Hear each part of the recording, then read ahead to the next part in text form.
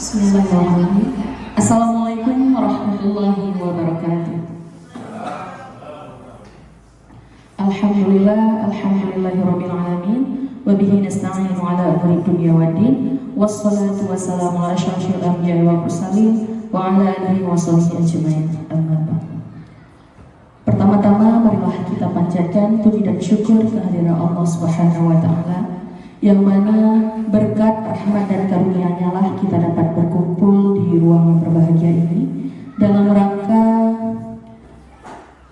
diseminasi budaya positif yang akan disampaikan oleh Ibu Fitri Hayati. Tidak lupa pula salawat dan salam kita sanjung-sanjungkan kehadiran Nabi besar Muhammad SAW, yang mana berkat perjuangan beliau lah yang telah membawa kita dari alam kebodohan ke alam yang penuh dengan ilmu pengetahuan seperti yang kita rasakan pada saat ini. Yang saya hormati Bapak Kepala Sekolah SMP Negeri 3 Al-Fawzul Kabir yang telah meluangkan waktunya, dan yang saya hormati seluruh Dewan Guru yang telah bersedia juga meluangkan waktunya dalam diskusi kali ini. Baik, untuk memberkahi acara diskusi kita pada kesempatan kali ini, marilah sama-sama kita mengucapkan Ummul Quran dalam hati masing-masing.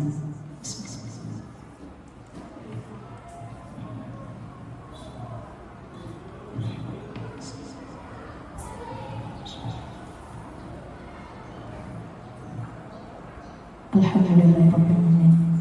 Baik, selanjutnya mari sama-sama kita dengar kata-kata sambutan yang akan disampaikan oleh Kepala Sekolah Negeri 3 Al-Fawzul Kabir oleh Bapak Sabri. Kepada Bapak disilahkan dengan segala hormat.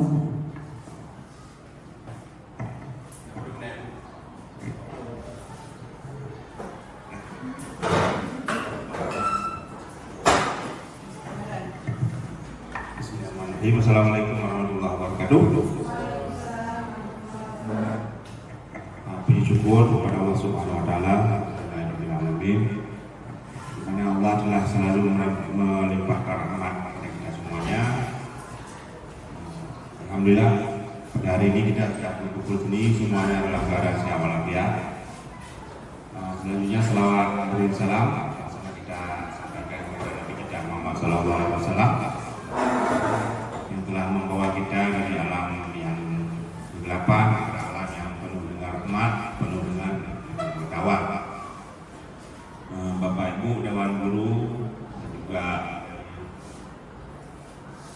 unsur sekolah kita semuanya yang sudah berada di sini, mengucapkan terima kasih yang telah memenuhi undangan untuk menghadiri kegiatan aksi nyata diseminasi budaya positif yang sebentar lagi akan disampaikan oleh Ibu Fitri Hayati.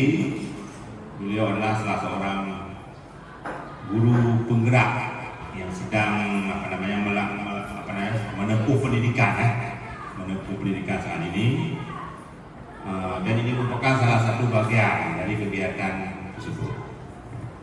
Baiklah Bapak dan Ibu semuanya, saya selaku kepala sekolah menyambut dengan baik kegiatan yang dilakukan ini, yaitu kegiatan aksi diseminasi budaya positif ini, karena sekarang ini sebenarnya sedang gencar-gencarnya pemerintah, khususnya Dinas Kementerian Pendidikan dan Kebudayaan, itu sedang menerapkan disiplin positif di tengah-tengah dunia pendidikan kita, terutama sekali di tingkat pendidikan dasar dan menengah, maksud kita sekolah SMP ini.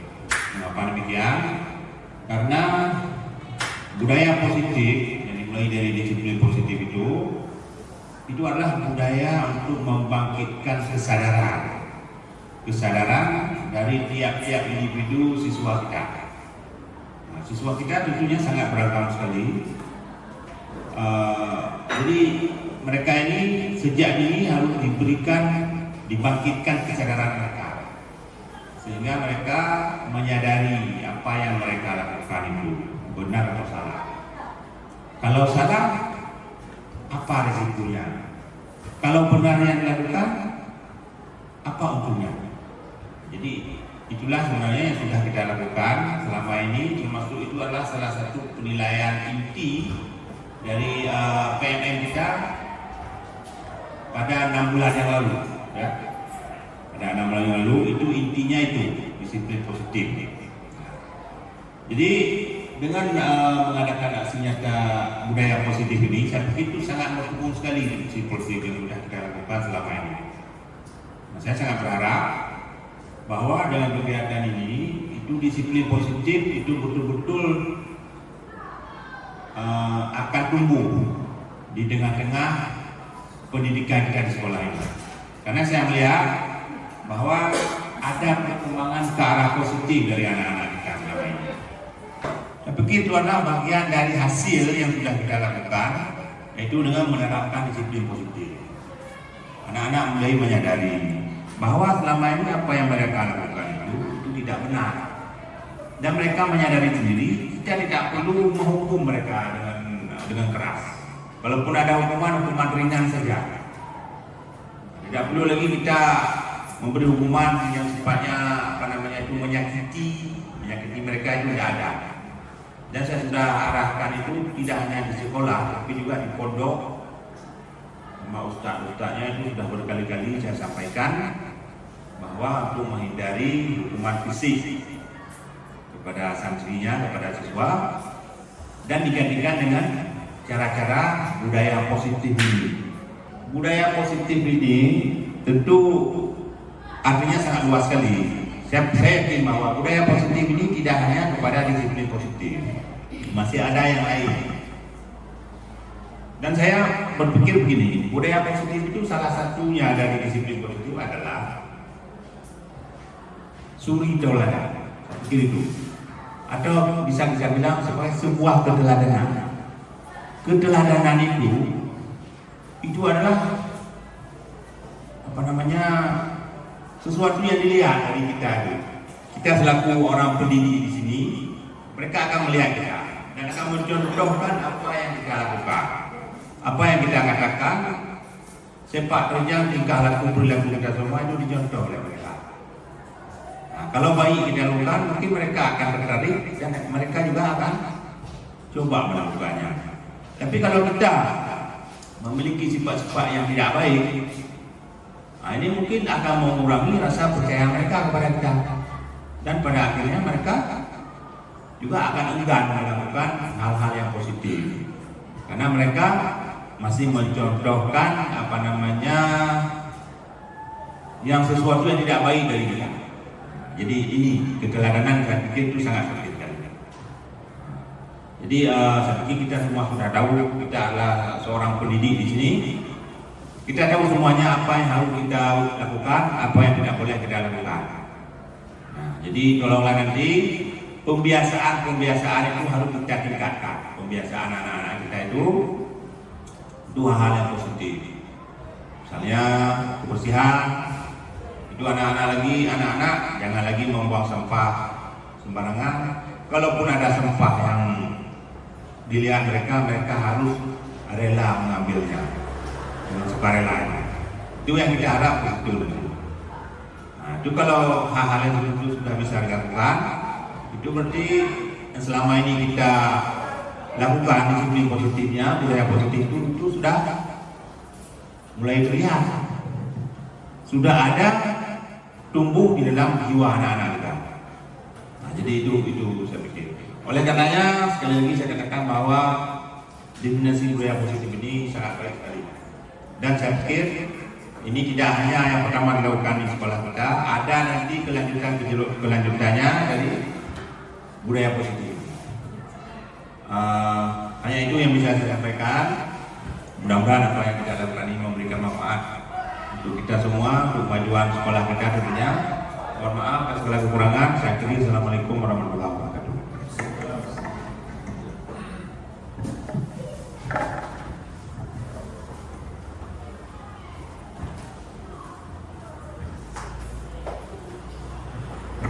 Baik, terima kasih kepada Bapak yang telah menyampaikan kata-kata sambutan yang begitu luar biasa. Selanjutnya pemaparan tentang budaya positif yang akan disampaikan oleh Fitri Hayati. Kepada Ibu Fitri disilakan.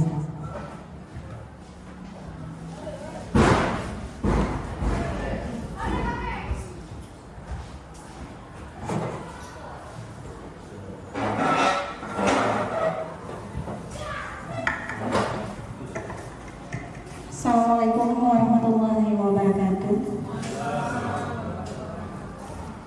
Puji syukur kita panjatkan kehadiran Allah Subhanahu wa Ta'ala yang telah memberi kita umur panjang sehat jasmani dan rohani sehingga kita dapat berkumpul di tempat yang berbahagia ini. Salawat berkah salam kita sanjungkan kepada penghulu alam Nabi besar Muhammad SAW. Penghormatan saya kepada Bapak Sabri selaku Kepala Sekolah SMP Negeri 3 Al-Fauzul Kabir yang telah bersedia hadir untuk hari ini, dan yang saya banggakan yaitu guru-guru. Terima kasih telah meluangkan waktu untuk hadir pada destinasi budaya positif hari ini. Baiklah, pada kesempatan ini saya ingin mempresentasikan sedikit mengenai budaya positif. Perkenalkan, ini fasilitator saya di CGP Angkatan 11, Ibu Leni Martina, SPD MSN. Dan selanjutnya pengajar praktik yaitu Bapak Rika Syahri. Baik Bapak Ibu, ini saya mau buat ice breaking dulu supaya lebih semangat ya, karena ini berhubung udah jam 10:30 ya, udah jam istirahat. Nah, jadi saya mau membuat ice breaking biar lebih semangat nih ya untuk cek arus. Di sini ice breakingnya yang pertama, guru berkata. Jadi nanti ketika saya mengucapkan guru berkata tepuk tangan. Jadi tepuk tangan.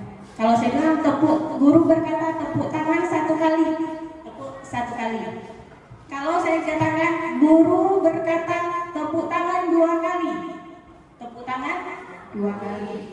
Nah, jadi aba-abanya guru berkata. Sebelum ice breakingnya nanti saya bilang selesai, berarti masih terus berjalan. Paham ya Bapak Ibu? Nah, boleh kita tes dulu ya. Guru berkata tepuk tangan 1 kali. Guru berkata tepuk tangan 2 kali. 3 kali. Masih belum fokus.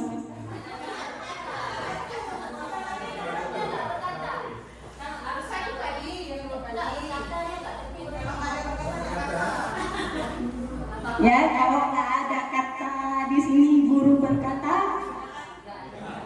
jadi tidak harus diikuti.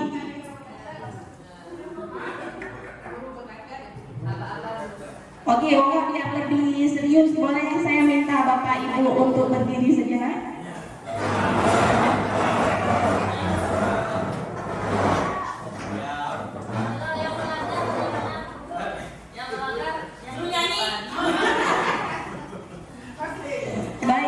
Kita mulai ya. Guru berkata tepuk tangan 2 kali. Tepuk tangan 1 kali. Guru berkata tepuk tangan 3 kali. Guru berkata tepuk tangan 1 kali. Guru berkata tepuk tangan 2 kali. 3 kali.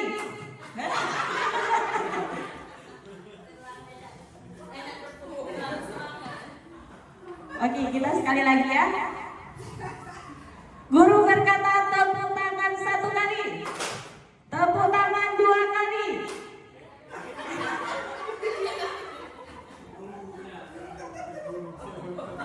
Berarti masih belum fokus. Belum fokus ya. Nah, jadi kita ulang lagi. Guru berkata tepuk tangan 1 kali. Guru berkata tepuk tangan 2 kali. Guru berkata tepuk tangan 3 kali. 1 kali. Guru berkata tepuk tangan 2 kali.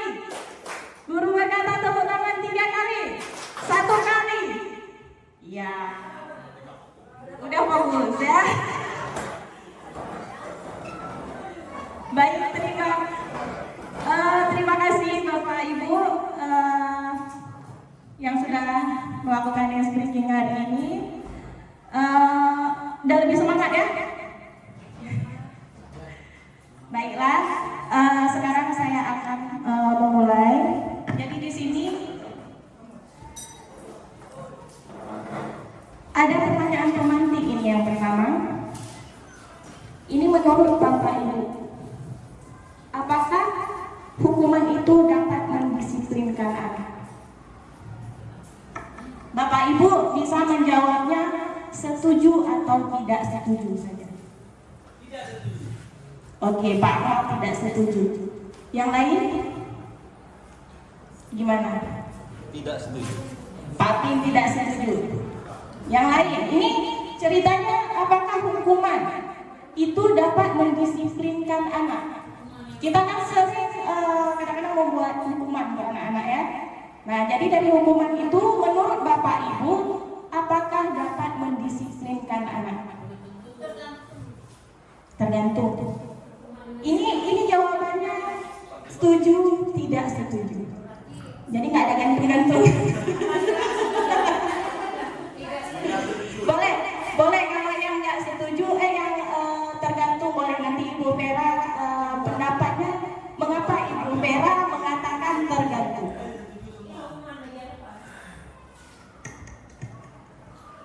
Kalau saya setuju aja.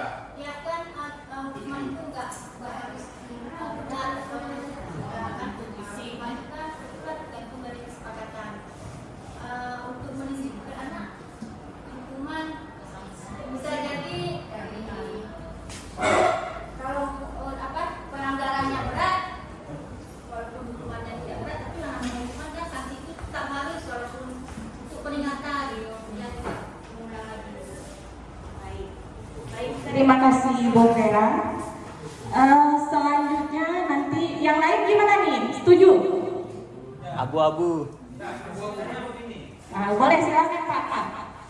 Memang kenapa kita harus mendisiplinkan? Sebab kan terjadi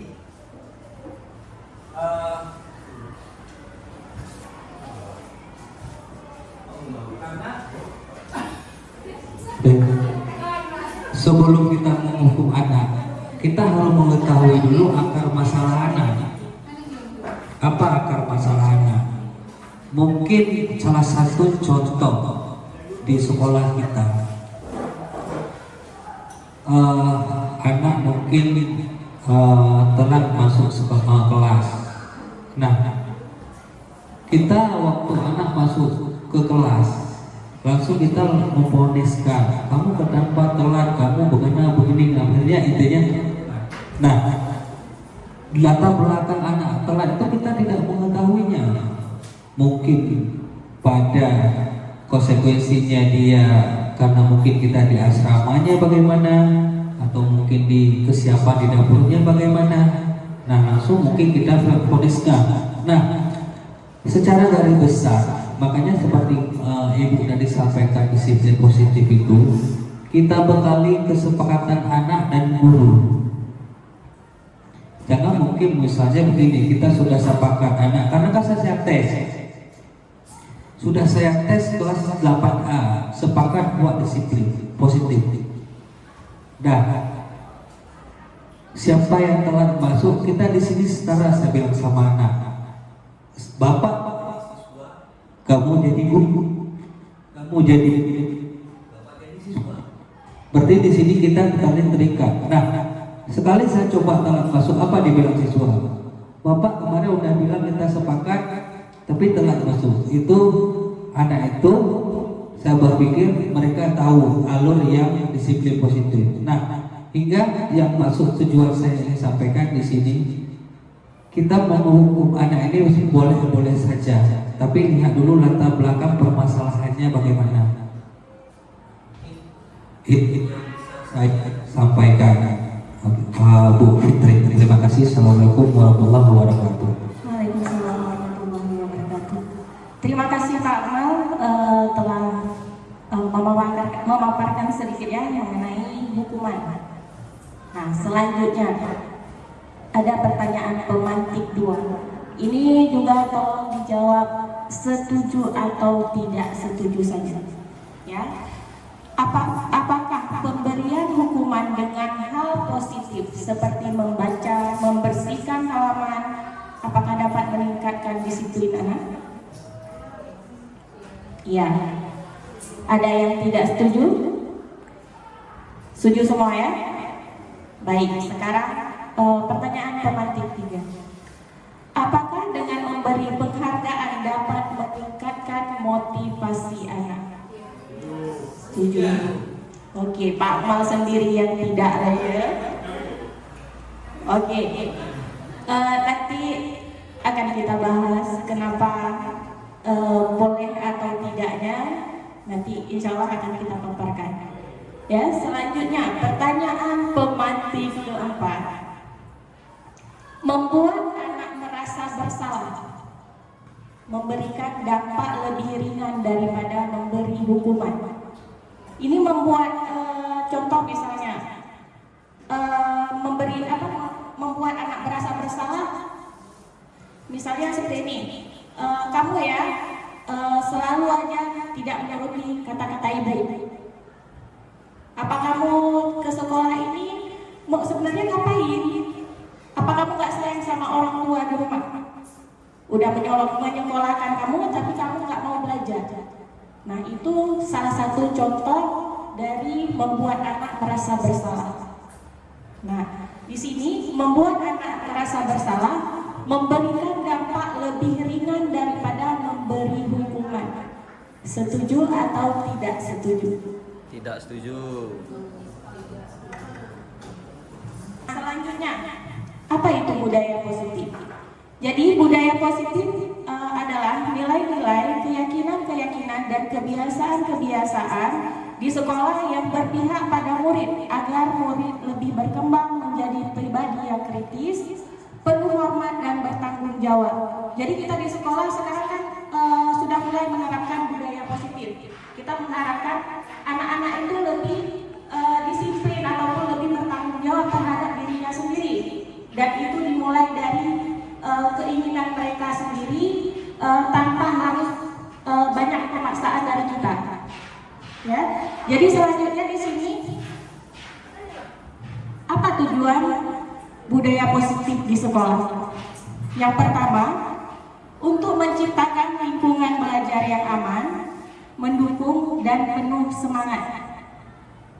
Yang kedua, untuk membangun hubungan yang baik antar siswa, guru dan staf sekolah, serta meningkatkan motivasi belajar dan partisipasi aktif dalam kegiatan sekolah.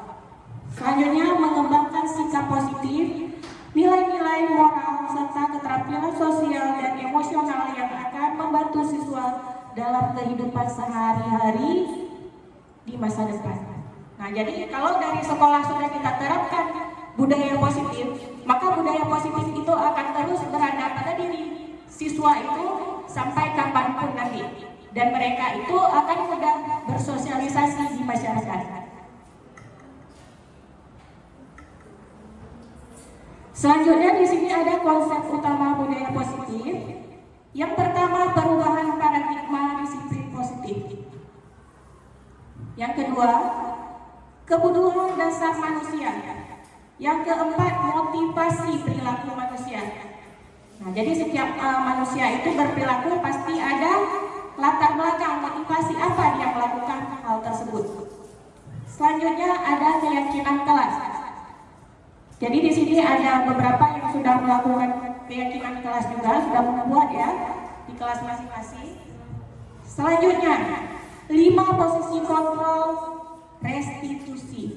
Nah, nanti di sini kita akan melihat kita sebagai guru itu sebagai apa? Apakah sebagai penghukum, sebagai pemantau, sebagai teman, ataupun sebagai manajer?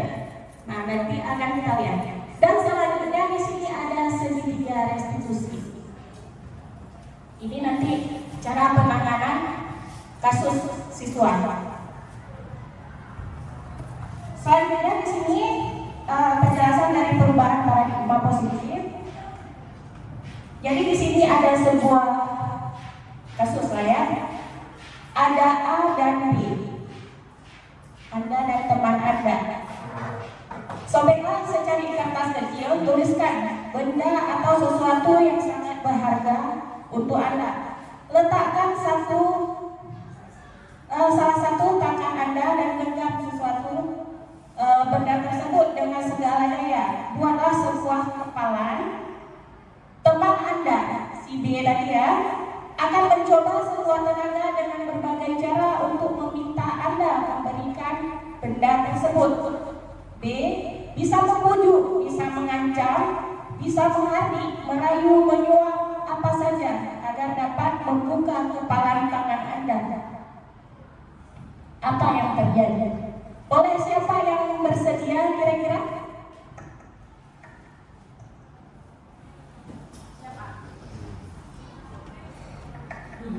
Siapa yang bersedia yang mengempal tangan?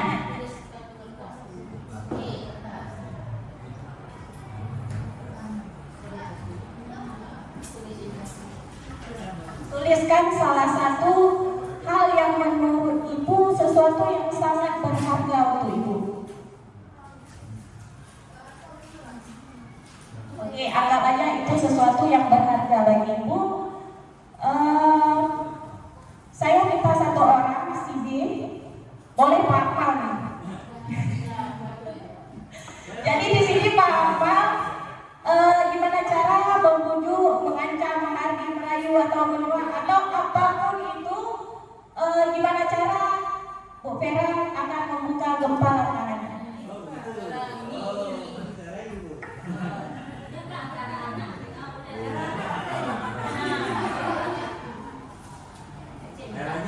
biar Kita kan kalau ingin sesuatu pasti usaha, ya. Nah, jadi ini Pak Mbak ceritanya berusaha buka gelombangkan tangan Bu Vera. Apa tindakan Bapak atau cara Bapak? Gimana caranya? itu pasti wanita. Kenapa bisa dikatakan itu bukan warna hitam?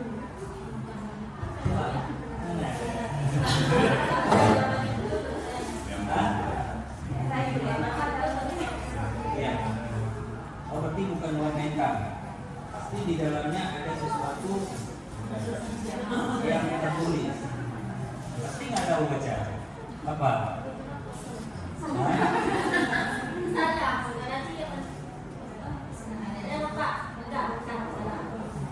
Kalau memang itu salah, bagaimana yang membuktikan itu? Iya.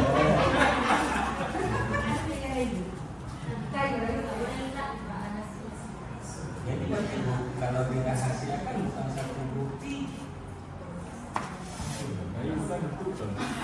Hah? Tapi nggak boleh.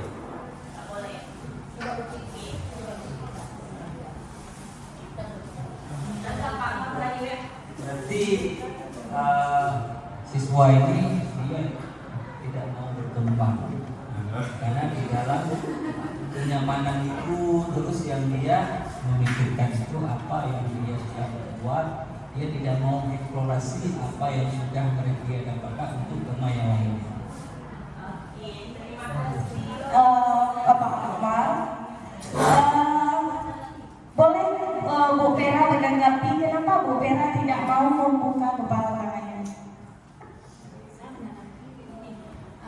Cara Pak Akmal itu belum bisa menarik tangan itu bagaimana supaya anak bisa kasih. Karena kan boleh berbicara dan dengan kata yang lembut dan dengan mengusap kepalanya. Ini menganggap anak walaupun tidak bisa betul-betul tapi dikatakannya anak jadi dekatkan Pengalaman ya? kurang pendekatan sampai hati anak itu belum mungkin karena sama-sama yatim karena anak saya lagi tapi lebih pada pendekatannya kurang. Baik, terima kasih Bu Vera atas tanggapannya. Jadi di sini perubahan paradigma budaya positif kemungkinan yang terjadi yang tadi bersedia membuka dan tetap bertahan dengan genggaman. Yang tadi Bu Vera tetap menggenggam, ya. Nah, lalu siapakah yang memegang kontrol sesungguhnya? Siapa yang memegang kontrol sesungguhnya? Tetap Bu Vera. Jadi kalau kita tidak mau dikontrol, apapun yang terjadi kita tetap tidak akan mau dikontrol. Jadi seperti itu. Nah, jadi di sini tentu saja kita sendiri yang memegang kontrol atas kepala tangan kita. Apakah kita mau membuka atau menutup kepala tangan kita itu tergantung pada diri kita masing-masing, sesuai dengan kebutuhan dasar kita saat ini. Nah, jadi di sini Bu Vera tetap menggempal tangannya walaupun rayuan mau dari Pak Mal gitu ya. Nah, jadi tetap tidak terkecoh. Nah, jadi intinya seperti itu. Kita itu sebenarnya kita sendiri yang mengontrol diri kita. Tidak ada satu orang pun yang bisa mengontrol diri kita kalau kita tidak mau dikontrol.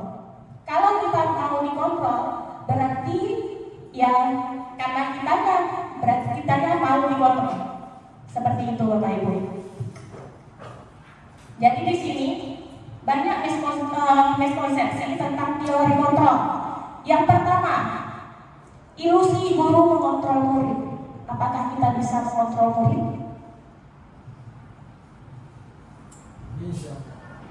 Insya Allah. Baik. Sebenarnya dalam teori miskonsepsi, guru itu tidak bisa mengontrol murid. Jadi kenapa murid itu bisa dikontrol? Karena mereka mau dikontrol. Kalau mereka tidak mau dikontrol, ya tidak akan bisa. Di depan kita baik, di belakang tetap seperti biasa. Jadi seperti itu, ya. Itu kontrol tetap ada pada diri kita masing-masing. Jadi di sini yang kedua, ilusi bahwa semua penguatan positif, afektif, dan bermanfaat. Nah, jadi di sini salah satunya memberikan hadiah. Memberikan hadiah bisa nggak meningkatkan disiplin anak? Bisa, tapi sesaat. Ya, jadi selama ini yang kita lakukan hanya ilusi bahwa kita dengan memberikan hadiah kita dapat mengontrol anak. Ya, selanjutnya ilusi bahwa kritik yang membuat rasa bersalah mampu menguatkan karakter. Jadi kita marahin anak, membuat anak merasa bersalah, itu bisa membuat anak karakternya lebih baik. Itu hanya ilusi. Ya, selanjutnya ilusi bahwa orang dewasa berhak memaksa. Jadi sebenarnya itu hanya ilusi. Kita sebagai orang dewasa itu tidak dapat memaksa orang lain. Ya, jadi di sini coba ya. Pada dasarnya kita tidak dapat memaksa murid untuk membuat sesuatu jikalau murid tersebut memilih untuk tidak melakukannya. Di sini, walaupun tampaknya kita sedang mengontrol perilaku murid tersebut, hal ini karena murid tersebut sedang mengizinkan dirinya untuk dikontrol. Saat itu, bentuk kontrol guru menjadi kebutuhan dasar yang dipilih murid tersebut. Teori kontrol mengatakan bahwa semua perilaku memiliki tujuan, bahkan terhadap perilaku yang tidak disukai. Nah, jadi seperti itu, Bapak Ibu. Selanjutnya, ilusi bahwa semua penguatan positif, afektif, dan bermanfaat. Di sini penguatan positif atau bujukan adalah bentuk kontrol. Segala usaha untuk mempengaruhi murid agar mengulangi suatu perilaku untuk mengontrol murid tersebut. Dalam jangka waktu tertentu, kemungkinan murid tersebut akan menyadari dan mencoba untuk menolak bujukan. Jika misalnya nih, kita membuat anak-anak, kalau yang nilainya tinggi akan mendapatkan hadiah. Ketika nanti nilainya nggak tinggi, ketika nilainya nanti ke depan tinggi lagi, kita nggak berikan hadiah, maka itu akan membuat anak tidak akan mau melakukannya lagi. Ya, nah, jadi di sini penguatan positif tidak memberikan dampak positif pada anak. Kalaupun memberi dampak positif itu hanya sementara, tidak berkelanjutan. Kalau ada hadiah dia mau buat, tapi kalau nggak ada hadiah lagi, dia nggak mau buat lagi. Dia seperti itu.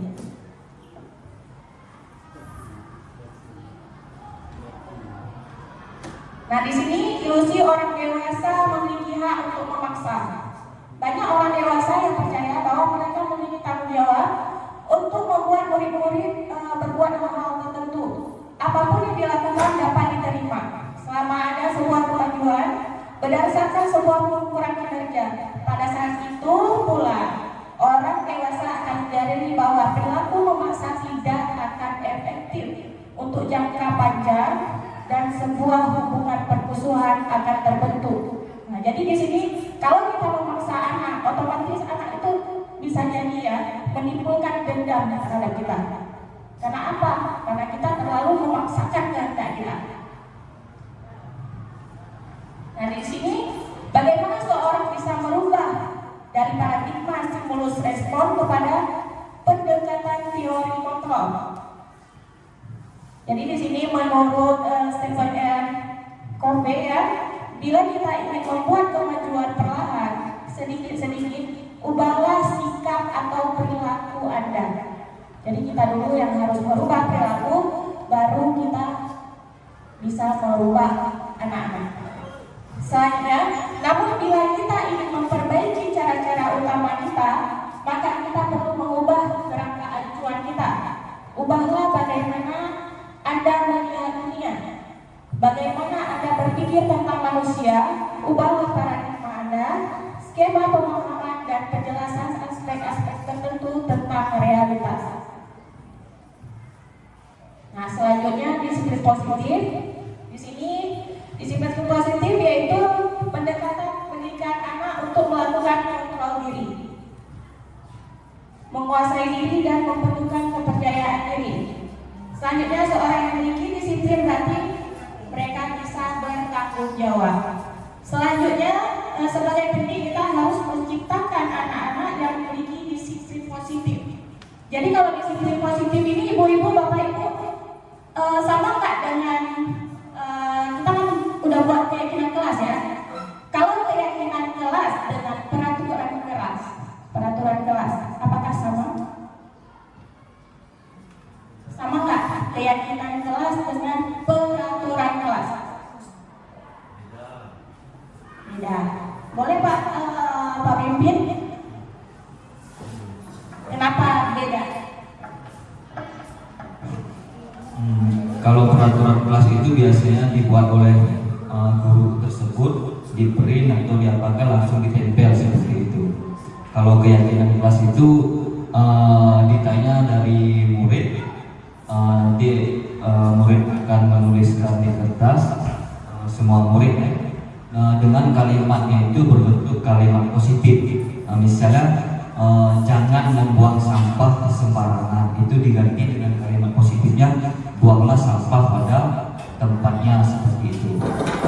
Yang jelas ketika dia berbicara tentang disiplin positif, maka itu kalimat positif seperti itu.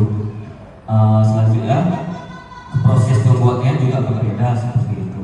Seperti yang saya bilang di awal tadi, saya katakan di awal tadi, itu berasal dari murid di dalam kelas seperti itu. Cukup sekian Bu, terima kasih. Terima kasih atas pencerahannya. Jadi benar sekali, peraturan kelas dan disiplin atau apa keyakinan kelas itu berbeda.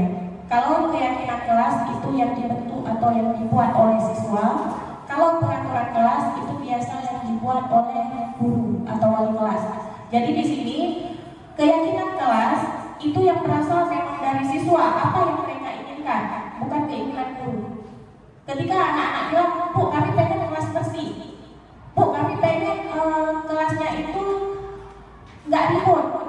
Nah, jadi mereka itu akan menulis di secari kertas dengan kalimat-kalimat, bisa mereka membuat dengan kalimat negatif, nanti akan kita rubah ke dalam kalimat positif. Seperti Pak Bim yang bilang tadi, ketika anak-anak itu saya bilang jangan buang sampah sembarangan, berarti nanti diubah kalimatnya itu menjadi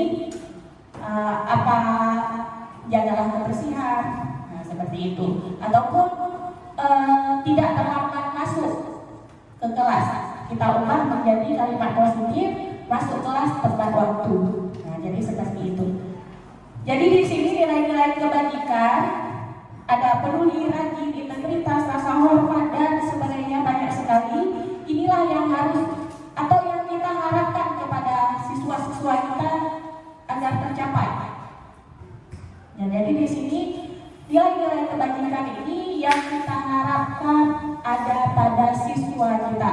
Dan ini juga sudah berhubungan dengan profil pelajar Pancasila. Dari kata-kata yang banyak tadi, itu sudah jabaran dari profil pelajar Pancasila.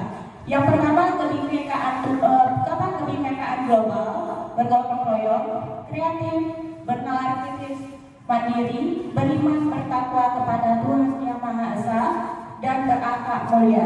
Jadi dari nilai-nilai positif yang banyak tadi, itu adalah jabaran dari profil pelajar Pancasila. Selanjutnya, 5 kebutuhan dasar manusia. Yang pertama, bertahan hidup.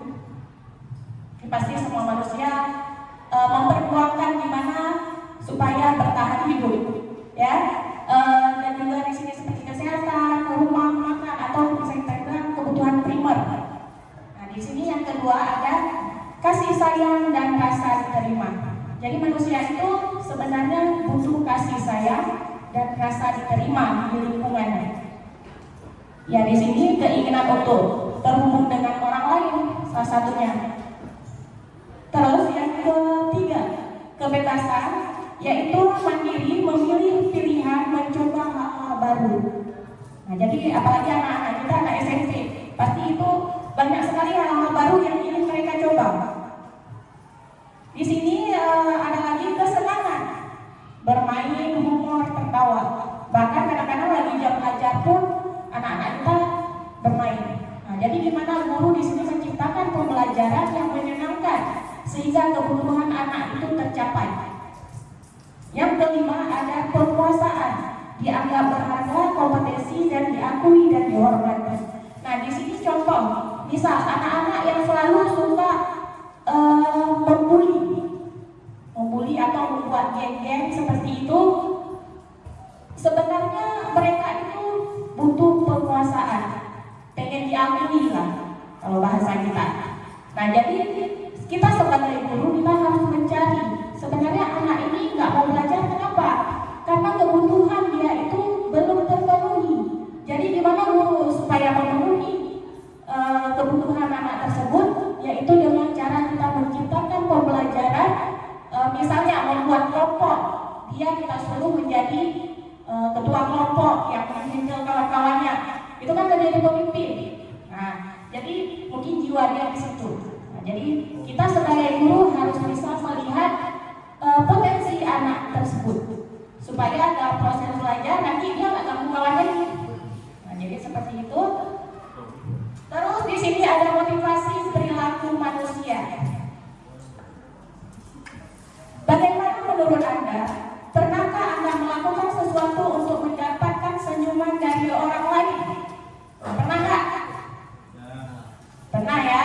Melakukan sesuatu untuk mendapatkan senyuman dari orang lain. Untuk mendapatkan hadiah, pernah nggak? Melakukan sesuatu untuk mendapatkan hadiah? Kalau saya pernah.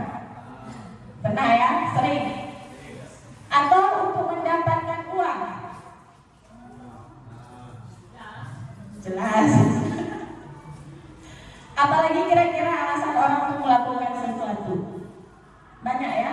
Nah, jadi setiap orang itu melakukan sesuatu pasti ada dasarnya. Jadi di sini menurut Gary Gosling dalam bukunya Restructuring School Discipline menyatakan ada 3 motivasi perilaku manusia. Yang pertama, untuk menghindari ketidaknyamanan atau hukuman. Nah, jadi kadang-kadang kita melakukan sesuatu itu karena takut kena hukum. Anak-anak juga seperti itu. Nah, anak-anak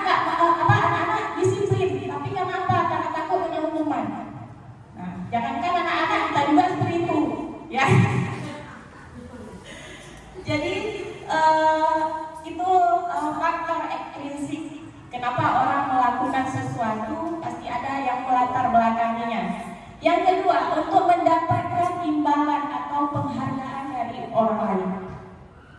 Nah, jadi melakukan sesuatu untuk mendapatkan penghargaan itu adalah faktor ekstrinsik, dan faktor ekstrinsik itu tidak akan kekal. Yang mana yang kekal? Ya ini untuk menjadi yang ketiga ya, untuk menjadi orang yang mereka inginkan, menghargai diri sendiri dengan nilai-nilai yang mereka percaya. Nah, berarti inilah hal positif yang seharusnya ada pada diri seseorang, yang itu akan melekat. Seperti tadi contoh, memegang kontrol sendiri dengan meyakinkan hal-hal yang baik tersebut. Nah, ini ada video singkat ini.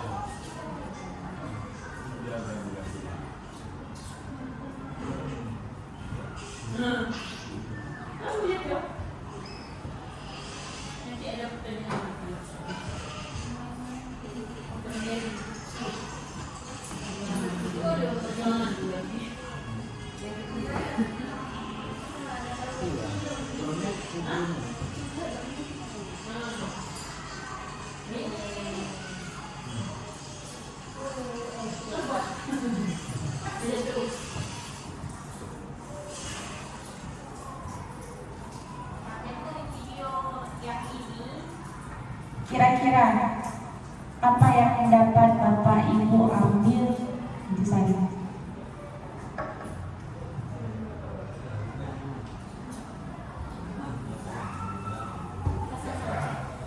Jadi, ada nggak yang mau menyampaikan? Nggak ada, akhirnya saya lanjut ya. Nah, jadi di sini si beruang ini berusaha untuk memanjat tebing salju. Nah, di sini dia yang pertama mengandalkan faktor ekstrinsik, yaitu dia memakai pegangan yang lain, dan itu terus gagal sampai udah mau sampai ke atas jatuh lagi. Kenapa? Karena dia mengandalkan faktor ekstrinsik. Dan yang terakhir, dia menggunakan faktor intrinsik, yaitu faktor yang ada pada dirinya sehingga dia sampai ke puncak. Jadi seperti itu. Sebenarnya kekuatan itu ada pada diri kita sendiri, bukan pada orang lain. Ya. Nah, selanjutnya di sini hukuman, konsekuensi, dan restitusi. Dalam menjalankan peraturan ataupun keyakinan kelas, bila mana ada suatu pelanggaran, tentunya sesuatu harus terjadi.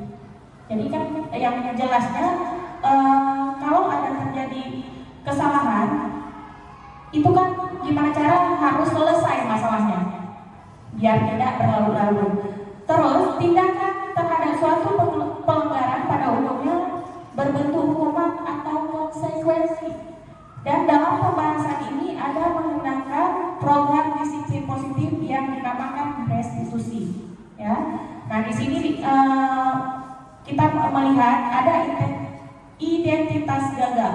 Jadi di sini hukuman ya, salah satunya memberi hukuman. Dampak pada murid itu akan merasa marah, merasa bersalah, rendah diri, mengasingkan diri, tiba-tiba tidak diharapkan atau sangat melukai hati yang dibuat oleh guru. Nah, ini kalau kita memberi hukuman kepada anak-anak. Jadi di sini ada konsekuensi. Konsekuensi itu sudah masuk ke identitas sukses. Dan di sini sudah masuk ke dalam disiplin. Ya, konsekuensi di sini hilangnya hak waktu jeda seorang diri atau penahanan sudah diketahui masuk akal. Jadi kalau yang konsekuensi kan kita ketika murid itu melakukan kesalahan, kita kan udah tahu kita sebagai murid udah tahu konsekuensinya apa. Nah, jadi di sini konsekuensi itu bisa kita terapkan, tapi yang lebih bagusnya itu kita harus menerapkan restitusi. Nah, terkadang kita terlalu gegabah. Ketika anak-anak itu melakukan kesalahan, kita langsung menjudge dia dan memberi hukuman untuk dia. Yang sebenarnya kita harus melakukan restitusi terlebih dahulu untuk mengetahui anak-anak itu sebenarnya mengapa melakukan kesalahan tersebut, apa yang melatar belakangi dia melakukan kesalahan tersebut. Nah, jadi kita harus tanya dulu kepada anak-anak, ya, jangan langsung memberi hukuman. Kadang-kadang kita melihat anak pakai telat, ya gede dan hormat bendera. Nah, jadi itu salah satunya tidak mendidik. Nah, jadi di sini hukuman akan menyakitkan, tidak nyaman, murid takut, memaksa murid menyembunyikan kesalahan, murid menjadi rendah diri. Kalau kita sering kasih hukuman ke anak-anak, ini perasaan anak-anaknya sebenarnya. Selanjutnya penghargaan. Penghargaan itu tidak efektif, merusak hubungan, sifat iri, mematikan kreativitas, menghukum dengan sistem ranking, merampas hak menghargai dirinya sendiri. Nah, kenapa sekarang kurikulum merdeka tidak membuat lagi ranking? Salah satunya ini lagi. Nah, jadi di sini kita membuat siswa itu setara semua, supaya tidak ada lagi sifat iri ataupun sifat ekstrinsik yang membuat anak itu ingin belajar. Ya. Nah, di sini saya ingin bertanya, ini masuk ke dalam hukuman atau konsekuensi? Kalau konsekuensi kan tadi memberi sejenis hukuman, tapi bukan hukuman ya, konsekuensi, tapi lebih positif daripada hukuman. Nah, jadi di sini mencatat 100 kali di dalam buku kalimat saya tidak akan terlambat lagi karena terlambat ke sekolah nih kasusnya. Ini masuk hukuman atau konsekuensi? Hukuman. Ya, jadi menulis 100 kali katanya. Apakah itu bisa merubah anak?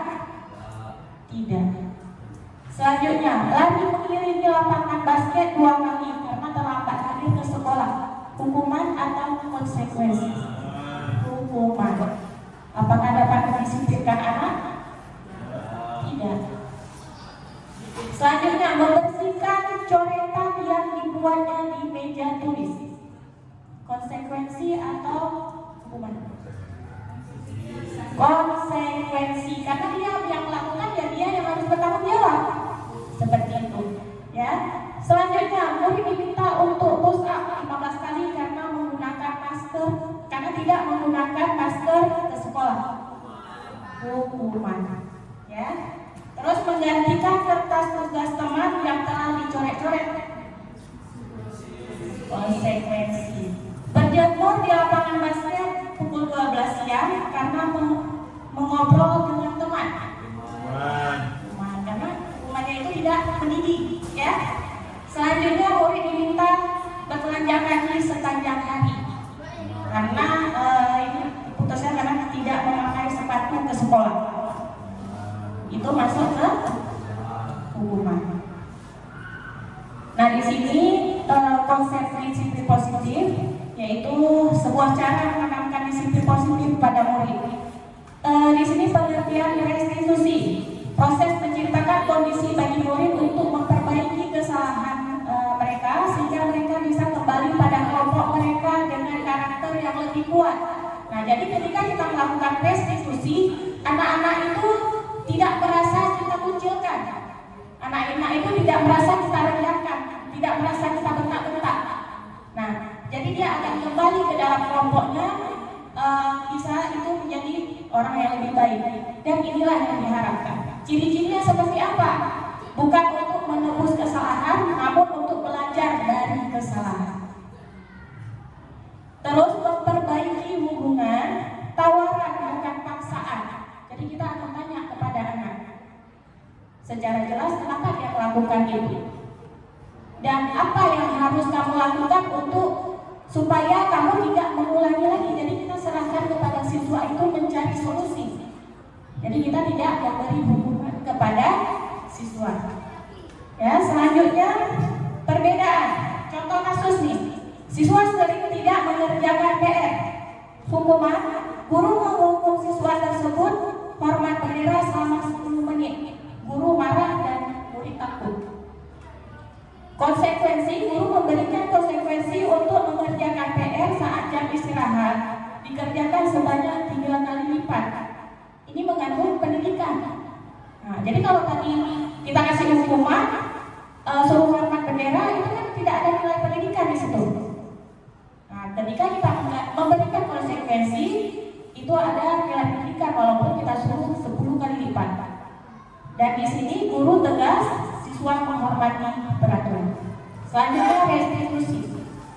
Guru menanyakan keyakinan kelas dirinya dan membantu siswa menyelesaikan masalahnya.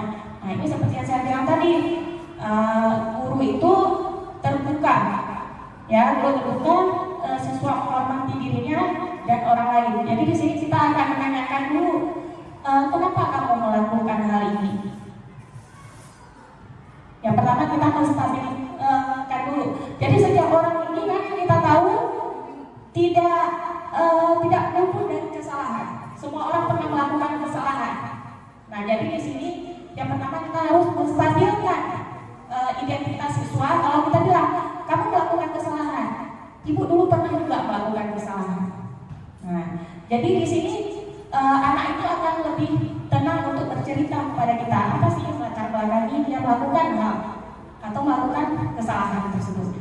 Nah, jadi di sini nanti sampai kepada kita tanya keyakinan kelas apa yang sudah kamu langgar, gimana solusinya dari kamu supaya kamu tidak melakukan kesalahan itu lagi. Nah, jadi dia yang berpikir, siswanya yang mencari solusi, bukan dari guru. Nah, terus ini keyakinan kelas. Keyakinan kelas saya rasa kita sudah mulai melakukan, ya, yang seperti saya bilang tadi. Dan keyakinan kelas itu berbeda dengan peraturan kelas. Kalau peraturan kelas guru yang membuat, kalau keyakinan kelas itu siswa sendiri atas kesadarannya sendiri membuat keyakinan kelas untuk kelas yang lebih nyaman bagi mereka. Kalau di sini pembentukan keyakinan kelas yaitu keyakinan kelas bersifat akurat daripada peraturan yang lebih rinci dan lebih konkret. Jadi tidak terlalu banyak, tapi sudah mencakup hal-hal yang diinginkan oleh siswa. Terus berupa pernyataan-pernyataan yang universal, pernyataan keyakinan kelas senantiasa dibuat dalam bentuk positif. Nah, jadi kalimatnya itu kalimat positif yang kita gunakan. Selanjutnya keyakinan kelas hendaknya tidak terlalu banyak sehingga mudah diingat dan dipahami. Selanjutnya semua warga kelas sebaiknya ikut berkontribusi dalam membuat kegiatan kelas lewat curah pendapat. Yang terakhir, bersedia meninjau kembali keyakinan kelas dari waktu ke waktu.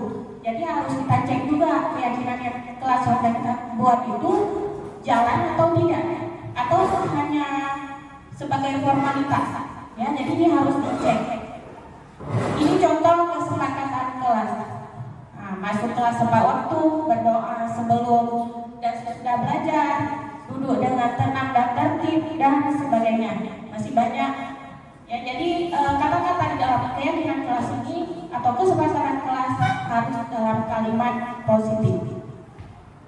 Nah, di sini posisi kontrol restitusi. Ini nanti kita akan melihat posisi mana kita sebenarnya. Kita sebagai guru itu apakah sebagai penghukum, sebagai pembuat rasa bersalah, sebagai teman, sebagai pemantau, atau manajer. Ini ada video, silakan Bapak Ibu.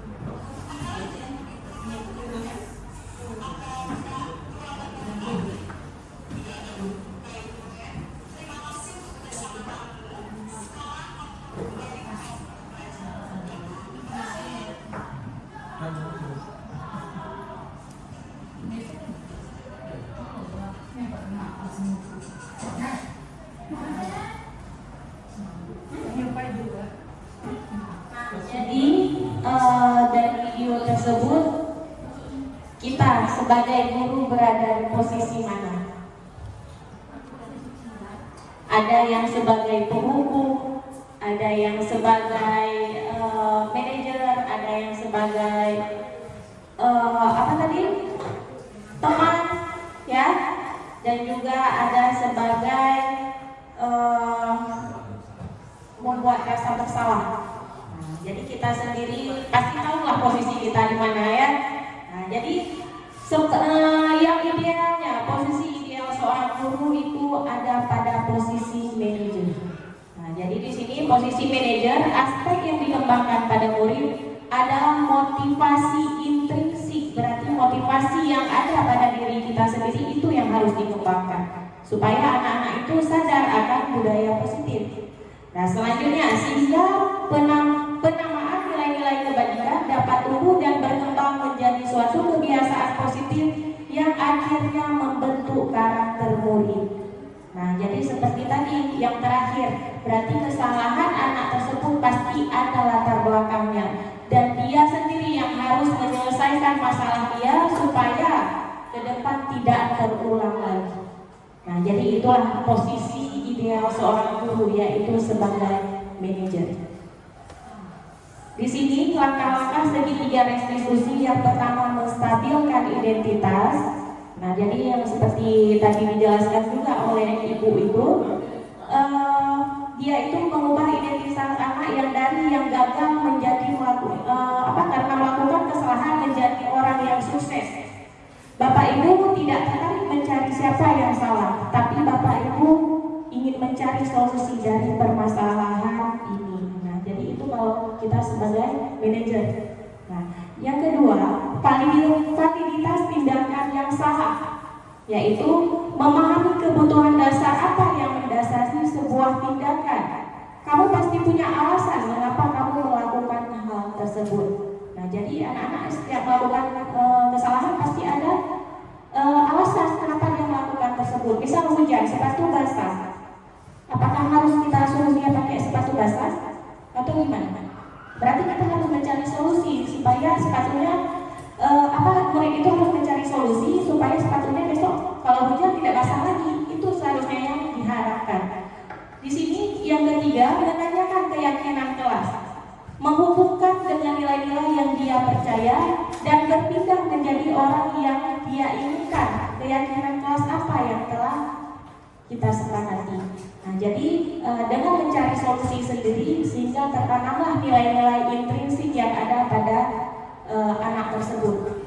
Jadi kita sebagai guru di sini mengharapkan siswa itu terampil dan selalu berbudaya positif yang berasal dari dirinya masing-masing. Jadi sebisa mungkin tidak ada dorongan dari orang lain karena faktor eksternal itu bertahannya hanya sebentar.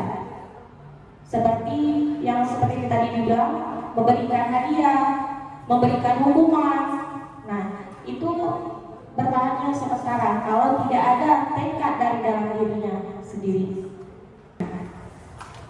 Nah, ini saya mau bertanya ini. Satu pertanyaan lagi. Ya.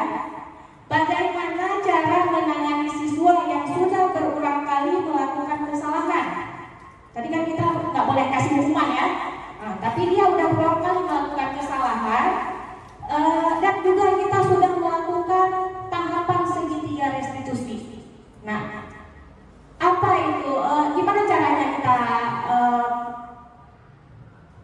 menangani anak tersebut?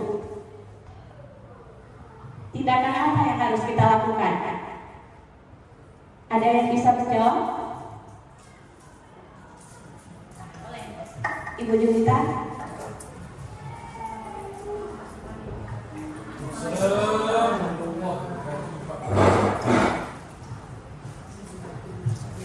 Baik, misalnya ada yang sudah melakukan kesalahan yang berulang-ulang.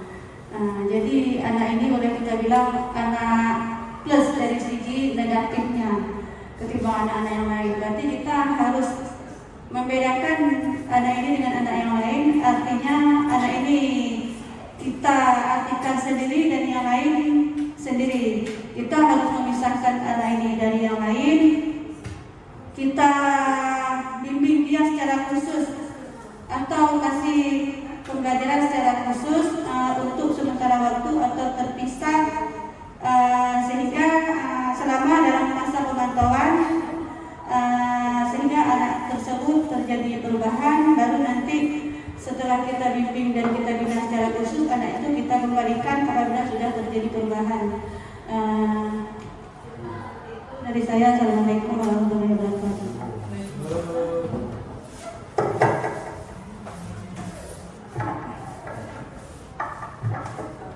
Terima kasih Bu Julita atas tanggapannya. Jadi benar kata Bu Julita, jadi ketika ada anak yang melakukan kesalahan berulang kali, maka anak itu akan kita panggil dan akan kita bina. Nah, tapi jangan memberi hukuman karena apa? Di dalam disiplin positif itu tidak ada yang namanya hukuman, ya. Tapi di sini satu sisi kalau dibilang kesal juga karena berulang kali melakukan kesalahan, gitu ya. Jadi sebenarnya kita guru itu harus mencari tahu kebutuhan apa yang dia belum terpenuhi. Kenapa dia harus melakukan kesalahan yang sama? Berarti ada sesuatu kebutuhan dari 5 dasar tadi belum terpenuhi dari dia. Dan itu yang harus kita cari tahu kebutuhan itu supaya anak itu tidak lagi melakukan kesalahan yang sama. Ya, jadi sekian untuk hari ini. Jadi bagi Bapak Ibu mungkin ada yang ingin bertanya atau yang lain-lainnya saya persilahkan. Assalamualaikum warahmatullahi wabarakatuh. Terima kasih kesempatan yang diberikan kepada saya. Dari seminar ini saya mendapatkan ilmu yang baru, bukan baru ya, dan biasa kita terima, tapi ini untuk mengingatkan kembali apakah budaya positif, pokoknya tindakan-tindakan guru terhadap anak sudah mengingatkan kembali. Insya Allah dengan ilmu Ibu Fitri yang berikan kepada kami akan bersemangat untuk melaksanakan kewajiban sebagai pendidik. Jangan asal kita bagaimana terhadap anak-anak. Jadi terima kasih sekali lagi sama Ibu Fitri ilmu yang diberikan kepada kami. Mudah-mudahan insya Allah bisa kita laksanakan dalam pendidikan yang kita jalani sekarang. Terima kasih. Assalamualaikum warahmatullahi wabarakatuh. Terima kasih kepada Ibu Hayatul Wardani. Semoga yang disampaikan tadi juga bermanfaat untuk saya dan juga untuk Bapak Ibu sekalian. Nah, berarti sekian untuk hari ini. Terima kasih kepada Bapak Ibu yang telah meluangkan waktu untuk bersama ini dengan saya dalam diseminasi budaya positif pada hari ini. Terima kasih banyak Bapak Ibu. Lebih dan kurang saya mohon maaf. Wabillahi taufiq wal hidayah. Assalamualaikum warahmatullahi wabarakatuh.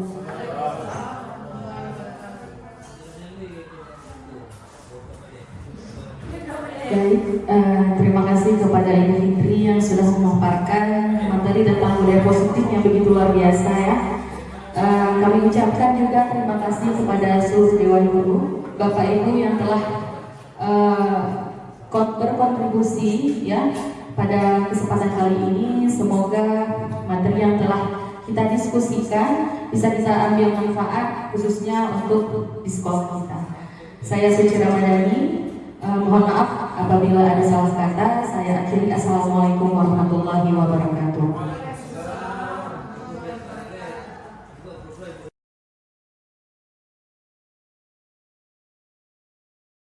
Assalamualaikum warahmatullahi wabarakatuh. Saya Bapak Bahagia, rekan dari Ibu Fitri Hayati yang sedang menjalankan pendidikan guru penggerak pemaparan tentang budaya positif pada hari ini. Beliau luar biasa. Terima kasih atas ilmunya. Semoga dapat ilmu yang disampaikan oleh Ibu Fitri tadi, pemaparan tadi, bisa kami terapkan di sekolah untuk menunjang pendidikan siswa yang lebih baik di SMP Negeri 3 Al-Fawzul Kabir.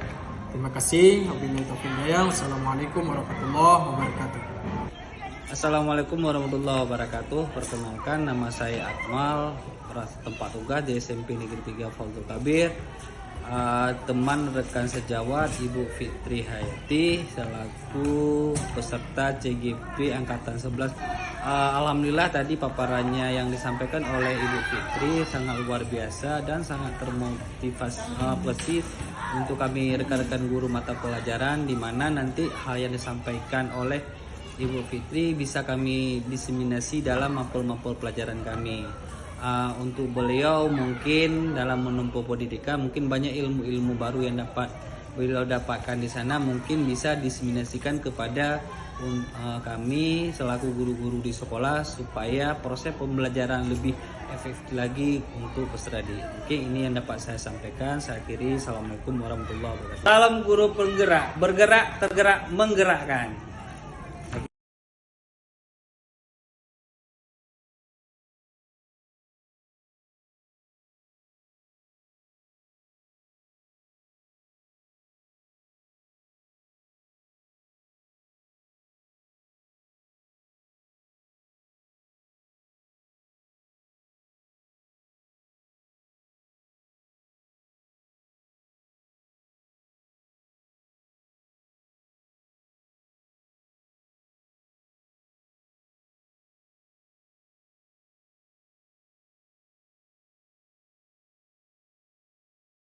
Assalamualaikum warahmatullahi wabarakatuh.